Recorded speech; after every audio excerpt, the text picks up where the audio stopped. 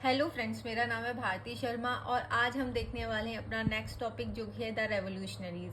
ठीक है, तो लास्ट टॉपिक जो हमारा था अ न्यू कंजर्वेटिज्म आफ्टर 1815। तो चलो स्टार्ट करते हैं आज का topic. The revolutionaries during the years following 1815 the fear of repression drove many liberal nationalist underground. तो 1815 के टाइम पे क्या होता है कि हमने देखा था कंजर्वेटिव जो थे लोग, मोनार्की जो थी वो आ गई थी और उस टाइम पे जो लिबरल नेशनलिस्ट थे वो अंडरग्राउंड हो गए थे, मतलब छुप गए थे, क्योंकि उनको डर था रिप्रेशन का कि उनको क्या कर दिया जाएगा, रिप्रेशन कर दिया जाएगा, मतलब उनको या तो मारा जाएगा, पीटा जाएगा, जेल में बंद कर देंगे। तो इस वजह से वो क्या हो जाते हैं, अंडरग्राउंड हो जाते हैं। Secret societies sprang up in many European states to train revolutionaries and spread their ideas. तो क्या हो रहा था, सीक्रेट सोसाइटीज बनने लग गई थी। अब अंडरग्राउंड तो हो गए थे वो, लेकिन अंदर ही अंदर वो क्या कर रहे थे, सोसाइटीज बना रहे थे, सीक्रेट सोसाइटीज बना रहे थे।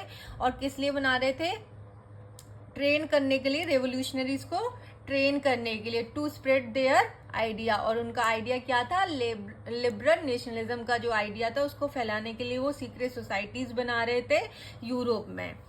To be revolutionary at this time meant a commitment to oppose monarchical form that had been establish after the Vienna Congress and to fight for liberty and freedom.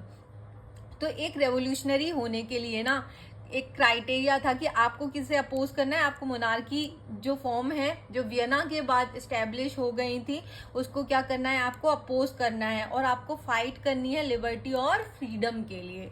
Most of these revolutionaries also saw the creation of nation state as a necessary part of the struggle for freedom. और most of the revolutionaries इस चीज को देखते थे, किस चीज को, nation state को देखते थे कि नेशन स्टेट बहुत जरूरी है अगर आपको फ्रीडम चाहिए।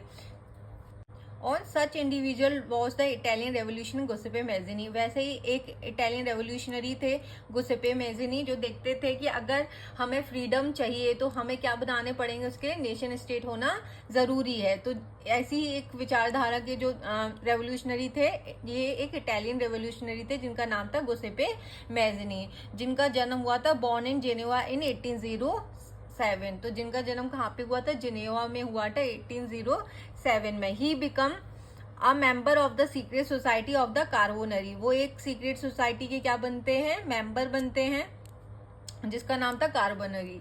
As a young man of 24, he was sent into exile in 1831 for attempting a revolution in Liguria. तो 24 years के जब ये थे गुसेपे मैजिनी, तब उनको क्या जेल, उन्हें उनकी कंट्री से बाहर निकाल दिया जाता है। एग्जाइल का मतलब होता है बाहर निकाल दिया जाता है इन 1831, क्योंकि उन्होंने लिगोरिया में क्या किया था, रेवोल्यूशन किया था। तो लिगोरिया में वो रेवोल्यूशन किया था, इस वजह से 24 साल की एज में उन्हें क्या कर देते हैं, उनके देश से बाहर निकाल देते हैं। ही subsequently founded 2 more underground societies, first Young Italy in Marseilles and then Young Europe in Bern, whose members were like-minded young men from Poland, France, Italy and German states. इसके बाद भी वो रुके नहीं, उन्होंने अपनी 2 सीक्रेट सोसाइटीज बनाई, जिनमें से एक थी यंग इटली जो बनाई थी मर्सेलेस में, और दूसरी थी यंग यूरोप जो बनाई थी बर्न में। और इसको जिन्होंने ज्वाइन किया था, इसके जो मेंबर्स थे वो पोलैंड, फ्रांस और इटली और जर्मन स्टेट्स के लोग थे जो एक जैसी विचारधारा को रखते थे, मतलब लिबरल्स थे वो भी।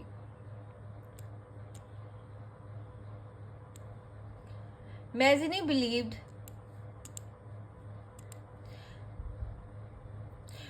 believed that God had intended nations to the natural units of mankind. Mazzini का ऐसा मानना था कि गॉड ने जो नेशन को बनाया है वो लोगों के लिए बनाया है। ठीक है, तो एक नेचुरल यूनिट है लोगों की, और लोग क्या होने चाहिए उस जगह पे, नेशन में कैसे होने चाहिए, स्वतंत्र होने चाहिए, लोगों के लिए बनाई गई है। तो ऐसा मैजिनी का मानना था। So Italy could not continue to be a patchwork of small states and kingdom.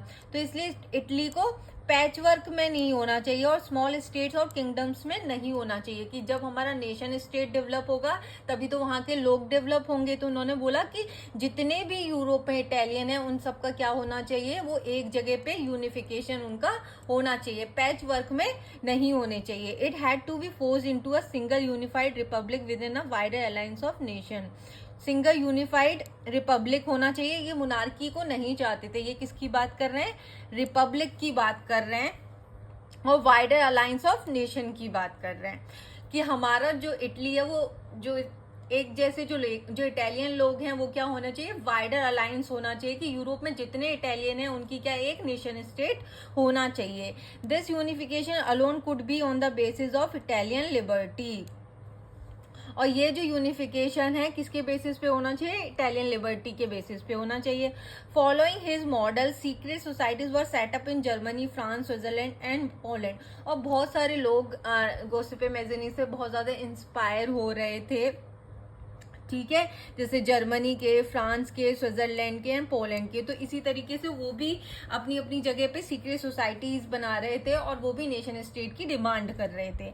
मैजिनीज relentless opposition to monarchy and his vision of democratic republic frightened the conservatives.